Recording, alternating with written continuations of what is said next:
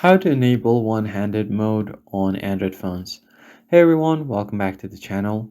If using your phone with one hand feels uncomfortable, especially on big screens, one-hand mode makes everything easier by shrinking the screen or shifting it downwards. Here's how you can enable it on your Android phones, including Samsung and other brands as well. First, open up Settings.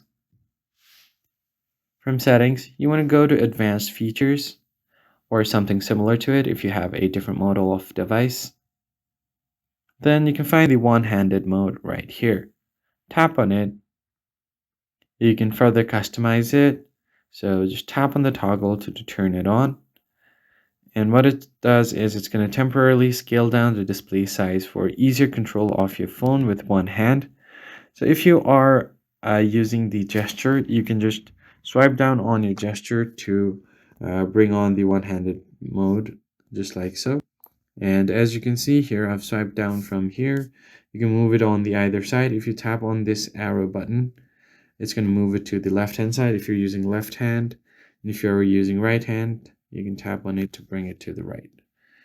And then if you want to move it up or down, you can do that from there and easily use your phone as you normally do. It's just going to shrink down your device.